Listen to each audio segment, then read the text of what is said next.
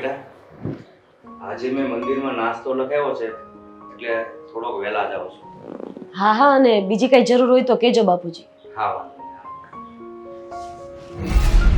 અરે બાપુજી, શું થાય છે તમને? બાપુજી, શું થાય છે તમને? શું થયું તમને? બેસો અહીંયા. અરે બેટા અહીંયા બેસાડી. બેટા આ બાજુ આવતો રહો. શું થાય છે તમને? બાપુજી, બાપુજી, એવું- બાપુજી. એવું હોય તો ડોક્ટરને ફોન કર ને બેટા. હા, પાણી તો લાવો. બાપુજી, બાપુજી, કઈ જવાબ પણ નથી આપતા. હા, અચાનક શું થઈ ગયું છે? શ્વાસ તો ચાલે છે.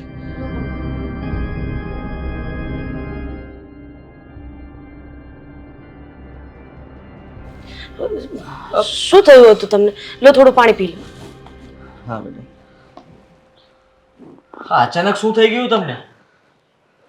બેટા મને કઈ ખબર નથી રહી.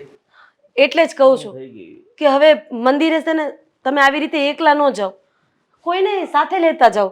હા, ન કરે નારાયણને રસ્તામાં થયું હોત તો? હા, સાચી વાત છે તમારી મમ્મી.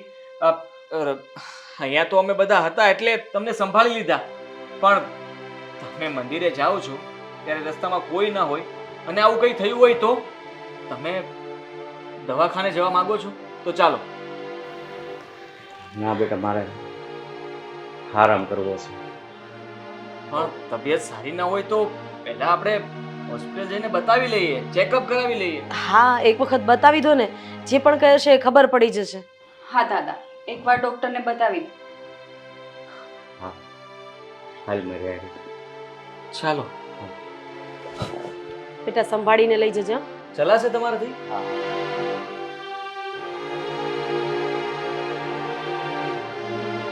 ખરેખર હવે આમને એકલા ન મોકલાય. હં? મને તો ચિંતા થાય છે. અચાનક ચક્કર આવી ગયા. મને લાગે છે બીપી લો થઈ ગયું હશે. હા, મને પણ એવું જ લાગે છે મમ્મી, પણ એ તો હમણાં ખબર પડી જશે, ડોક્ટરને બતાવશે એટલે. આજે બાપુજી માટે મોડા દાળ ભાત કાઢી લેજે, એટલે શું કે વાંધો ન આવે. જા.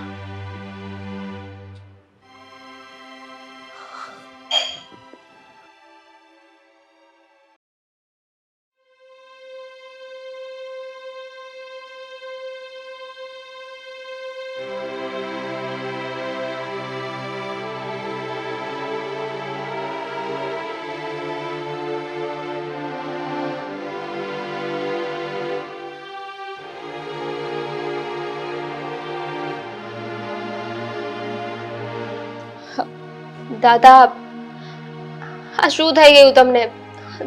તમારી તબિયત કેમ છે હવે? થોડુંક સારું છે. ભાઈ, તમે લોકો ડોક્ટર પાસે ગયા, ડોક્ટરને બતાવ્યું? શું કીધું ડોક્ટરે?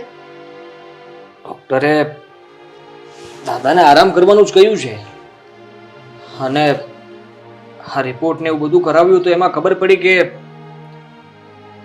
એમને પ્રેશર વધઘટ થયા કરે છે. એના કારણે આ ચક્કર આવવા અને અચાનક ક્યારેક એટેક પણ આવી શકે. ભાઈ, આ તો શું બોલે છે? આ ડોક્ટરે કહ્યું છે, હું નથી બોલતો ને આ સાચું છે. મેં દાદાને રસ્તામાં જ કહ્યું હતું કે તમે હવે ઘરે જઈને આરામ કરજો, મંદિરે જવાની કે કોઈ પણ જગ્યાએ બહાર જવાની જરૂર નથી. બને એટલો ઘરમાં આરામ કરો તો વધારે સારું. આ તબિયત વધારે ખરાબ થશે ને ન કરે નારાયણને એટેક બેટેક આવી ગયો તો શું કરશું? પણ ભાઈ, છેલ્લે જ્યારે ડોક્ટર પાસે લઈ ગયા હતા દાદાને, ત્યારે ડોક્ટરે કીધું હતું ને કે દાદાનું મંથલી ચેકઅપ કરાવવાનું, તો તમે લોકો ડોક્ટર પાસે નહોતા જતા? અરે હું તો દર મહિને કહેતો હતો, પણ દાદા માને તો ને, બસ એ કહીને એમ જ આપણે કરવાનું. આપણે કહીએ ને એમ નહીં કરવાનું. અરે પણ ભાઈ, નો માને તો જબરજસ્તી લઈ જવા જોઈએ. તમને ખબર તો છે કે એમનું બીપી ફ્લક્ચ્યુએટ થયા કરે છે. એક વખત એટેક આવશે ને તો હવે કદાચ પ્રોબ્લેમ થઈ શકે. અને છતાં પણ મારી સલાહ તો એવી છે કે એક વખત તમે મારા ફેમિલી ડોક્ટર દેસાઈની સલાહ લો. એમનું નિદાન હંમેશા સાચું પડે છે. કુમાર, અમે જે ડોક્ટર પાસે દવા લઈએ છીએ ને એ પણ સારામાં સારો ડોક્ટર છે, એટલે તમે તમારા ડોક્ટરનું સજેશન ન આપો ને તો વધારે સારું. અને એક કોર્સ ચાલતો હોય ને ત્યાં પૂરો કરવો જરૂરી છે. હા, તમે નવા ડોક્ટરનું સજેશન આપશો, પછી ત્યાંથી નવી દવા ચાલુ કરીશું, ત્યાં સુધીમાં દાદાની તબિયત વધારે ખરાબ થઈ ગઈ તો હા, ખરાબ તો છે અત્યારે. આ તમારા ડોક્ટરની દવાનું પરિણામ તો સામે જ દેખાય છે અને છતાં પણ તમે તમારા ડોક્ટરની પીપુડી વગાડો છે. મારા ભાઈ, બીજાની કોઈ વાત પણ માનો.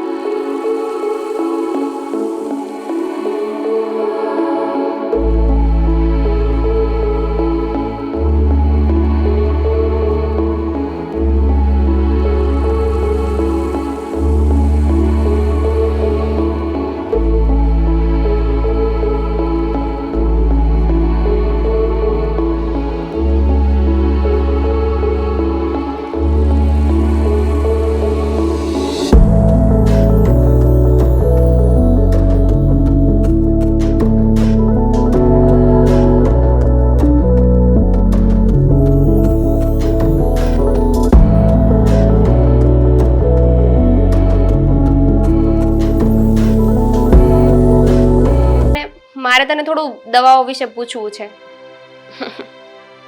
હા અચ્છા આવો.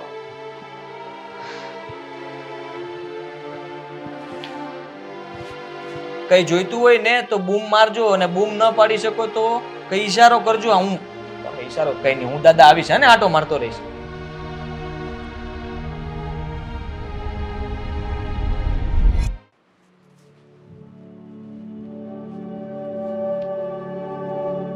બેસો ભાઈ. ભાઈ, હા, અંદર તમે શું વાત કરતા હતા? આ કંઈક સિગ્નેચર કરવાનું કહેતા હતા, શું હતું એ બધું? જો બેન, હવે તું તારા સાસરીએ જતી રહી છે એટલે અહીંયા તારો કઈ હિસ્સો તો લાગે નહીં, એટલે બધું મારું જ થયું ને. તો અરે એમાં પ્રેમથી સહી કરી દેવાની હોય, બીજું શું હોય?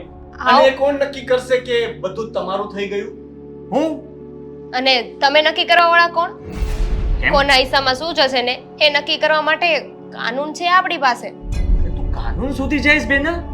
હાસ તો સીધી એવી વાત છે ને, નથી કોઈ બિલ બનાવી કે કંઈ જ નહીં. અને તેવું માની કેમ લીધું કે બધી પ્રોપર્ટી હું તને આપી દઈશ? આઈ મીન, અત્યારે કાનૂનની દ્રષ્ટિએ, કાનૂનની રીતે જોવા જઈએ ને તો બહેનનો પણ પૂરેપૂરો હક લાગે છે પ્રોપર્ટી ઉપર. લાગે છે ને, મેં ક્યાં કહ્યું કે ન લાગે? લાગે છે, પણ મને ખબર છે ત્યાં સુધી તું ભાગ તો માંગવાની નથી, એટલે મેં એમ કહ્યું કે તું પ્રેમથી સહી કરી દઈશ. ઓ ભાઈ, એ બધું તમારે ન ધારવાનું હોય. એકવાર અમને તો પૂછો કે તમારે જોઈએ છે કે નહીં. તમે તો કહી દીધું કે બહેન સાઈન કરી દેશે. શું કામ કરી દેશે? એકવાર કમસે કમ અમારી પરમિશન લેવાની તો જરૂરી સમજવી જોઈએ ને. કુમાર, તમે બહુ વધારે બોલવા લાગો છો. હા? વધારે તમે વાત બોલો છો. વાતમાં તમે છે ને અટકાવો છો. આ તમને કઈ પ્રોબ્લેમ છે મારાથી? હા, ના, અમને કોઈ પ્રોબ્લેમ નથી. અને રોનક જે બોલે છે ને સાચું જ બોલે છે. તારે એટલીસ્ટ એકવાર પૂછવું તો જોઈતું તું. હા, તો સારું છે કે દાદાએ કોઈ વિલ નથી બનાવી. અરે દાદાની વિલ સાથે શું મતલબ છે તારે? હા, શું કામ બનાવવી જોઈએ? કઈ જરૂર નથી, એ વસ્તુની કઈ જરૂર નથી. અને તમારી તો આટલી ઓળખાણ છે. હા, તમે એમ પણ કેપેસિટી વાળા માણસ છો, તો તમને આ કઈ ભાગમાં થોડો રસ હોય ન હોય ને કુમાર?